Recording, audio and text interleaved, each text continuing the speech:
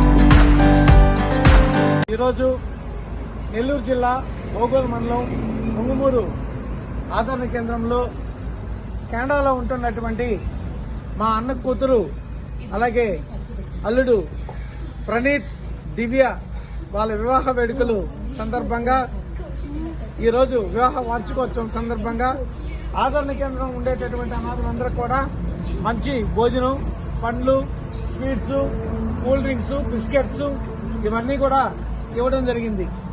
ప్రవాసాంధ్రులైనటువంటి ప్రణీత్ అలాగే దివ్యలు కెనడాలో ఉంటూ పెద్ద పెద్ద ఫంక్షన్స్ చేసుకోవాల్సినటువంటి రోజుల్లో ఆంధ్రప్రదేశ్లో తన సొంత రాష్ట్రంలో అనాథల్ని గుర్తుపెట్టుకుని అనాథల మధ్య ఈరోజు వివాహ వార్షికోత్సవ వేడుకలు జరుపుకోవడం చాలా గర్వకారణం. నేను వాళ్ళ సేవా గుణాన్ని ప్రశంసిస్తున్నాను.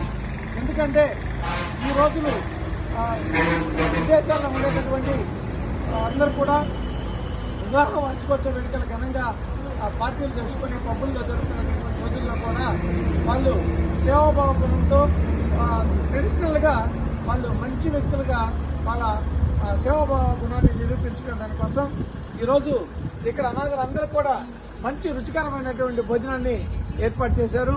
ప్రణీత్కి, దివ్యకు నేను వివాహ వార్షికోత్సవ శుభాకాంక్షలు తెలియజేస్తున్నాను.